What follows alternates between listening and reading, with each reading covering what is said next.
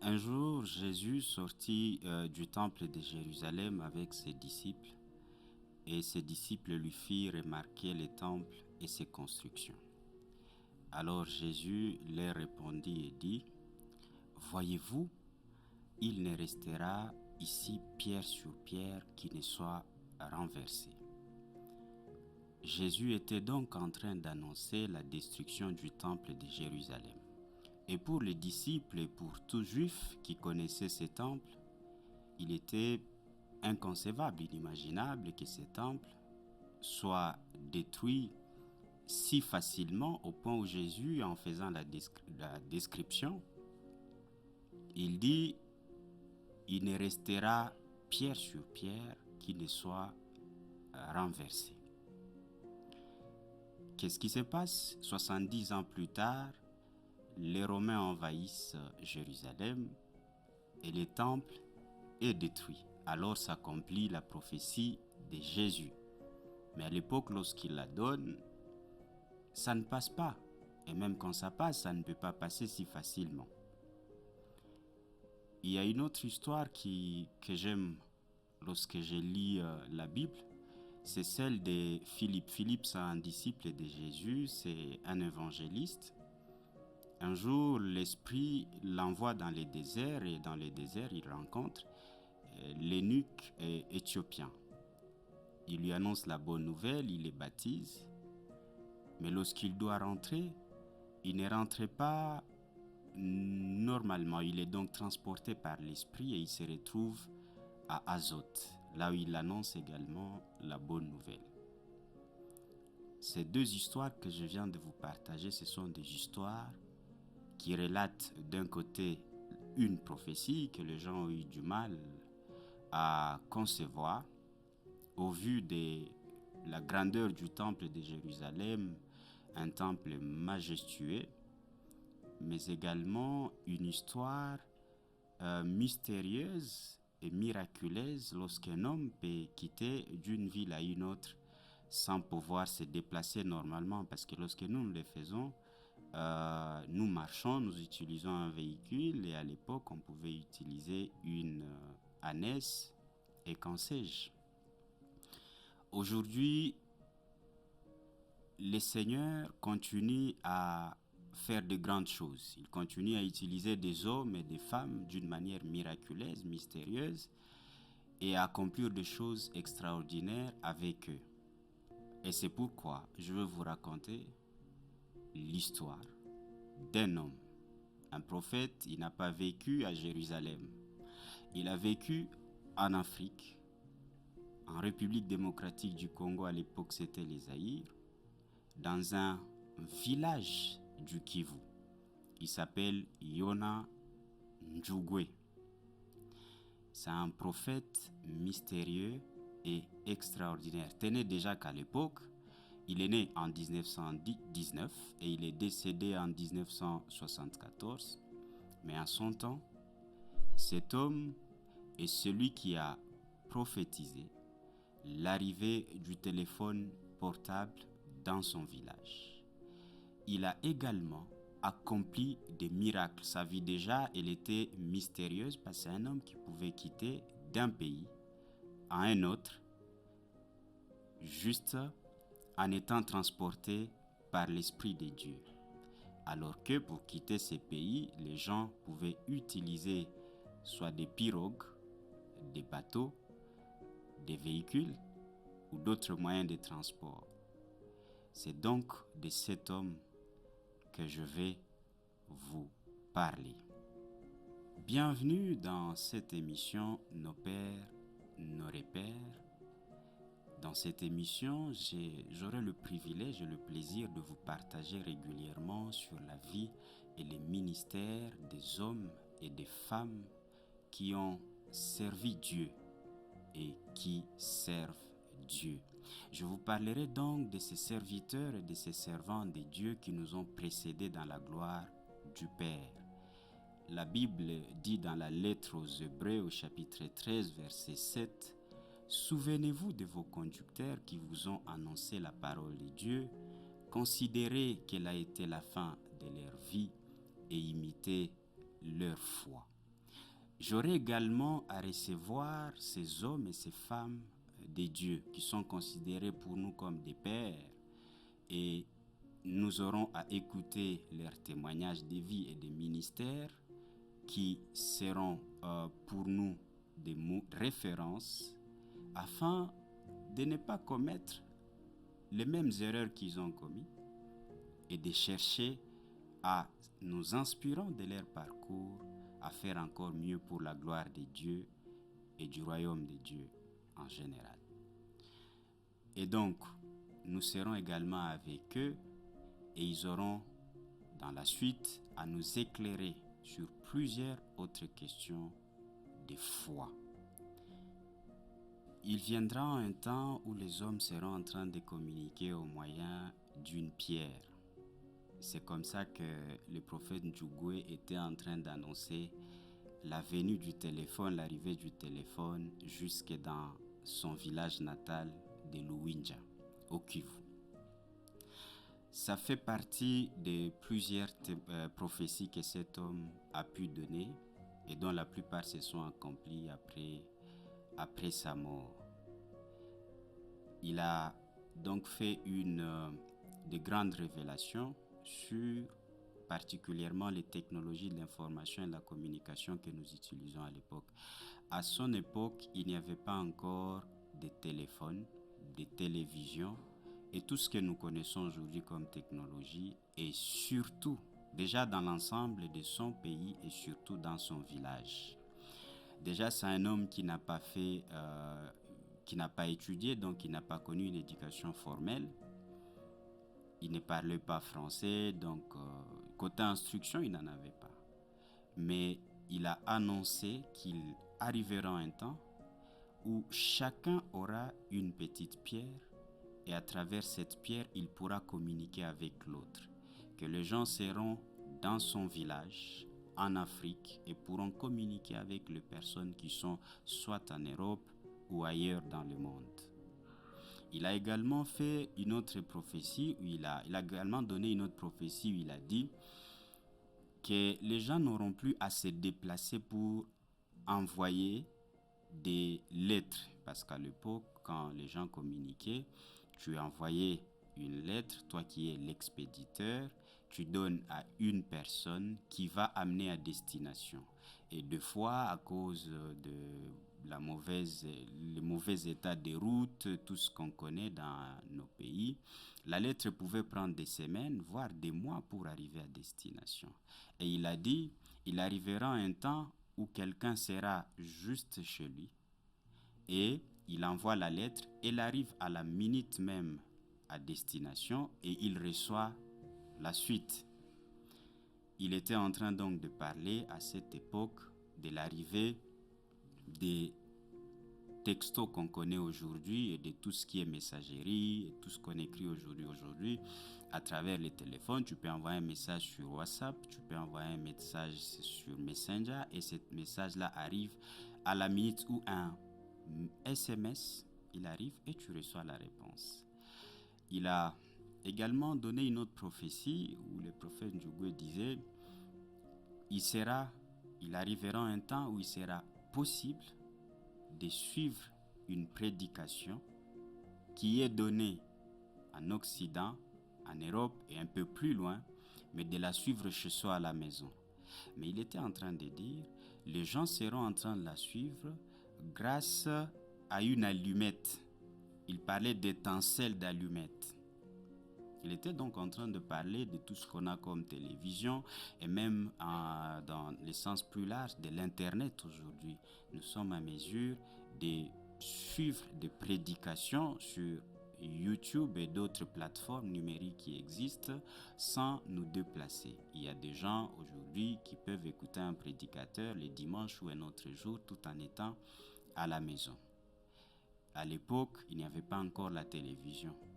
Il n'y avait pas les téléphones, il n'y avait pas non plus tout ce qu'on a pu connaître dans l'ensemble comme technologie de l'information et de la communication. Il vivait dans un village qui n'avait même pas de route. Et il était en train de dire aux gens, un jour vous verrez des véhicules venir jusqu'ici chez nous. Des routes seront tracées jusque dans ces villages. Et cela s'est accompli plus tard puisque il y a eu des sociétés d'exploitation minière qui sont venues jusque dans ces villages-là où on avait découvert d'importants gisements, je crois des gisements d'or, et on a tracé des routes dans ces villages-là. Il faudra noter que la plupart des prophéties que le prophète Yonan Ndjougoué a données se sont accomplies après sa mort. Je le disais au départ, il est né lui en 1919 et il est décédé en 1974 et donc il n'a pas vécu l'accomplissement de la plupart de ces prophéties. Une autre, à part les prophéties que Yonan Ndjougoué a données, il a aussi vécu plusieurs autres miracles. Un jour, il s'était rendu en Ouganda pour une mission d'évangélisation. Et il arrive là-bas, il n'avait plus le moyen pour rentrer au Zaïre, qui deviendra plus tard la République démocratique du Congo. Et il a connu beaucoup de difficultés là-bas, qu'il n'a même pas pu finir sa mission comme il avait prévu. Et il est allé, parce que déjà, pourquoi je raconte cette partie de son histoire? Parce qu'il n'avait pas l'habitude de se déplacer normalement comme toutes les autres personnes. Il pouvait être ici au Congo, il se met à genoux pour prier et il se retrouve dans l'autre pays. Je reviens à ce que je disais, il était en Ouganda, il avait difficulté pour entrer au pays. Il est parti voir l'un de ses amis qui était aussi là-bas, il lui a exposé le problème et son ami l'a introduit auprès un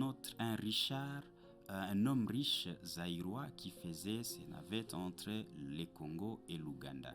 Et cet homme a dit, je ne peux pas laisser mon compatriote ici, je vais l'aider à rentrer au pays. Il a donc résolu de l'aider à rentrer ensemble, à retourner ensemble au pays. Mais un peu tôt, cet homme apprend que le prophète Yonan Ndjougoué n'a pas de documents de voyage. Déjà, il n'en a jamais eu, puisqu'il ne voyageait pas normalement. Et donc, il dit à cet homme qui lui a fait la proposition, ça sera pour moi difficile, voire impossible, que je ramène une personne avec moi qui n'a pas de documents de voyage. Mais cet homme lui dit rapidement, fais-moi confiance et fais-lui confiance. Fais tout ce qu'il te dira. Ramène-les. Alors cet homme, c'est Richard, le croit et il lui dit, je vais les ramener. Il les ramène au moment où ils sont en train de faire route ensemble, lorsqu'ils arrivent devant, juste à quelques mètres de la frontière qui sépare l'Ouganda et le Rwanda, pour ceux qui connaissent l'Est de l'Afrique. Le prophète Ndjougoué dit à cet homme riche, cet opérateur économique qui s'appelait Lugano, il lui dit d'arrêter sa voiture son véhicule, parce que lui, il va descendre. Il descend et cet homme commence les formalités. Et quand il finit les formalités, il reprend son véhicule et à quelques mètres, il retrouve le prophète Yona. Il est stupéfait, qu'il lui demande, mais comment tu as fait pour te retrouver ici? Et il lui dit, moi non plus je ne le sais pas. C'est Dieu qui l'a fait. Ils poursuivent leur chemin, donc ils doivent traverser le Rwanda pour se retrouver au Zaïre. Et lorsque il se retrouve encore à la frontière entre le Rwanda et le Zaïre, il fait la même chose jusqu'à se retrouver au Zaïre. Et cet homme, pour avoir transporté, a été extrêmement béni. Selon les témoignages, il a été extrêmement béni. Une autre histoire du prophète Ndjougoué, c'est un jour, il doit se rendre en Tanzanie. Déjà, il avait l'habitude d'aller en Tanzanie pour prêcher et pour des missions évangéliques. Et les services de sécurité tanzaniens les connaissaient déjà comme l'homme qui voyage sans document, sans document de voyage. Alors ils avaient résolu de l'arrêter, de le faire arrêter. Et un jour, il arrive à la frontière et on lui interdit l'entrée en Tanzanie. Mais il va se mettre à genoux, il va prier et il se retrouve à Kigoma, de l'autre côté de la Tanzanie. Les services de sécurité, apprenant qu'il est là, vont se mettre à sa recherche, mais il va encore se mettre à genoux, il va prier et il va se retrouver au Zaïre, précisément à Kalemi. Il a donc connu beaucoup de mouvements dans ce sens. Et d'ailleurs, l'autre histoire qu'il a vécue entre le pays de la sous-région des Grands Lacs, c'est un jour il devrait se rendre au Rwanda. Il avait deux difficultés. Comme d'habitude, il n'avait pas de documents de voyage, mais il ne connaissait pas également la langue locale, c'est-à-dire le Kinyarwanda.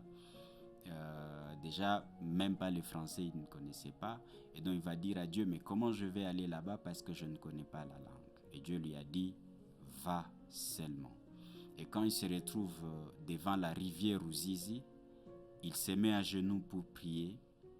Et en même temps, il se retrouve au Rwanda. Et il parlait déjà la langue locale, il parlait déjà le Kinyarwanda. C'est comme ça qu'il va accomplir sa mission là-bas. Et pour rentrer, il est rentré comme il avait l'habitude de rentrer. Il s'est retrouvé au Congo. C'est donc un homme mystérieux. Il y a une autre histoire importante. Là, c'est un peu dans son pays, ici au Zaïre. Il devrait faire ses missions à l'interne. Et il y avait des barrières. Les militaires, les forces armées zaïroises à l'époque mettaient des barrières. Et il se retrouve là-bas avec plusieurs autres compatriotes. Il y a un militaire qui lui demande de lui acheter une cigarette. Et il dit, je ne peux pas t'acheter une cigarette. Je n'en ai pas les moyens, mais je ne peux pas aussi t'en acheter. Et il insiste, ses camarades, les camarades de ces militaires-là, ils lui disent, mais laisse-les passer. Et les militaires disent, je ne peux pas les laisser passer. Les prophètes Yona Njugwe, voyant qu'il n'arrivait pas à trouver un gain de cause, il va souffler sur ces militaires-là et tous les militaires vont tomber en profond sommeil. Et c'est comme ça qu'il va passer, lui et toutes les autres personnes qui étaient retenues là-bas avec lui. C'est comme ça qu'ils vont passer.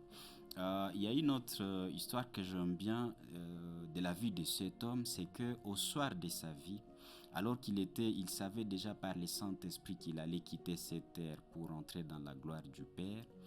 Il va l'annoncer à quelques personnes autour de lui et il était averti qu'il mourra en dehors de chez lui parce que lui, il est né dans le territoire de Mwenga, à Luinja, mais il va mourir dans le territoire d'Uvira vers le haut plateau d'Uvira à Bijombo.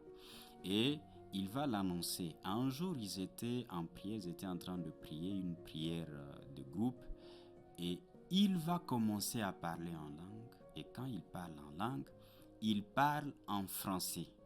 Souvenez-vous, je soulignais au départ qu'il n'a pas une instruction formelle, il n'a pas connu une éducation formelle, donc il n'a pas été au banc, au banc de l'école. Mais il parle en français, la langue d'instruction au Zaïre à l'époque, et il dit « La mort m'appelle ». Et c'est comme ça. D'ailleurs, un peu avant sa mort, un jour encore, il priait, et il a dit aux gens avec qui il priait « Qui voulez-vous que je salue au ciel quand je vais y arriver ?»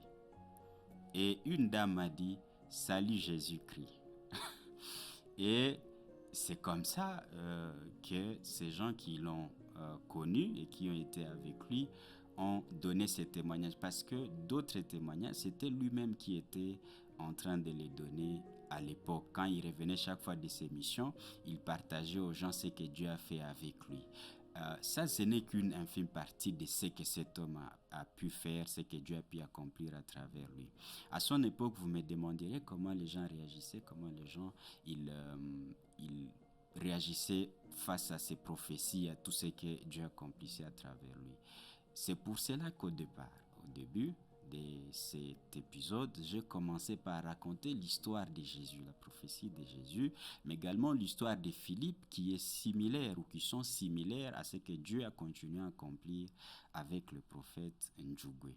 Parce qu'à son époque, lorsqu'il annonce les choses de la part de Dieu, certainement les gens ont manifesté une incrédulité. Imaginez, vous dites aux gens qu'ils seront en train de communiquer à travers une pierre. N'est-ce pas étonnant? C'était étonnant à cette époque. Mais lui, il a annoncé. Comme Jean dans le livre d'Apocalypse, il est en train d'utiliser les images des choses qu'il connaissent à l'époque pour annoncer des grandes choses que Dieu va faire plus tard. Il parlait des pierres, mais il parlait certainement des téléphones. N'ayant jamais vu de téléphone, il a utilisé des noms et des images qu'il connaissait. Mais les gens se sont moqués de lui. Certains ont dit qu'il avait des problèmes de santé et que donc on ne pouvait pas le croire parce que c'est des choses que l'œil n'avait pas vues et que l'oreille n'avait pas entendues autrefois. Et cet homme les a quand même annoncés et il avait la foi en son Dieu et il savait ce qu'il disait. Toutes ces choses se sont accomplies après sa mort. Et donc Dieu a pu accomplir toutes ces choses. Les téléphones mobiles, l'internet, la télévision sont venus et ces choses qu'il disait, aujourd'hui nous les voyons. D'ailleurs, j'ai fait cette vidéo qui va vous parvenir et qui rentre dans cette prophétie, qu'aujourd'hui vous pouvez l'écouter sans vous déplacer de chez vous pour venir m'écouter là où je suis. Cet homme l'avait dit. Mais s'il l'avait dit à cette époque-là et que vous étiez à cette époque, allez-vous le croire? Possible que vous n'alliez pas le croire. Mais Dieu, il est toujours en avance. Et Dieu, il n'est pas limité par les temps parce qu'il est le Dieu des temps et des circonstances. Cette histoire du prophète Njugwe nous apprend plusieurs leçons en même temps. D'abord, la première, c'est que le retour du Seigneur est d'actualité. Parce qu'alors qu'il est en train de mourir, il nous montre cet espoir et cette foi qu'il avait dans la gloire du Père. Un enfant de Dieu n'a pas peur de la mort parce qu'il sait qu'il passe de la mort à la vie et à la vie éternelle. Et nous a montré cette assurance que jusqu'au soir de sa vie, il pouvait demander à quelqu'un « Qui voulez-vous que je salue au ciel ?» Parce qu'il en avait l'espérance et la ferme assurance qu'il va rencontrer le Seigneur qu'il a servi. Jésus-Christ qui est fidèle et juste. Une autre chose, c'est que plusieurs personnes se disent que le Seigneur tarde à venir. D'ailleurs, plusieurs s'aventurent et s'amusent à dire « il ne viendra plus ». Chaque jour, vous dites « bientôt, bientôt ». Mais la Bible dit « c'est pour nous qu'il ne vient pas ». Il use de patience afin que les derniers d'entre nous puissent se repentir et qu'ils ne viennent pas à la condamnation, mais que nous puissions avoir la vie éternelle. Et donc, le Seigneur revient. Et s'il tarde à venir aujourd'hui, cela est une interpellation pour celui qui ne l'a pas encore reçu comme Seigneur et Sauveur, de recevoir aussi Jésus dans sa vie et de faire de lui son Seigneur et son Sauveur. Et lorsque vous recevez Jésus, vous recevez la vie éternelle. Une autre leçon que nous apprenons, c'est les dieux qui a fait de miracles à l'époque de la Bible, il continue de les faire. La Bible dit, Jésus-Christ est le même hier, aujourd'hui et éternellement. Ce qu'il a fait avec Philippe à l'époque, il a fait avec le prophète Yonan Njugwe, il le fait également aujourd'hui. Croyons en lui, puisqu'il a dit, voici les miracles qui accompagneront ceux qui auront cru. En mon nom, ils vont parler de nouvelles langues. Ils vont chasser les démons. Et ils auront le pouvoir sur les scorpions et toute forme de maladie. Croyons dans la puissance de Dieu qui reste le même et qui ne change pas. Les mêmes choses qu'il a fait à cette époque, il les fait. Si vous êtes accablé par la maladie, par la dépression et toute forme de souffrance, Jésus reste le même. Il guérit, il sauve, il transforme des vies. Croyez en lui, faites-lui confiance. La foi, c'est cette ferme assurance qu'il faut avoir en Dieu. S'il l'a fait, il est fidèle, il le fait encore et il le fera aussi pour vous. Que Dieu vous bénisse. Merci d'avoir prêté attention à cette histoire de cet homme mystérieux, extraordinaire. Et on se retrouve prochainement. Nous serons en train de parler possiblement d'une autre histoire où nous aurons un serviteur ou une servante de Dieu avec nous pour nous édifier encore davantage. Que Dieu vous bénisse.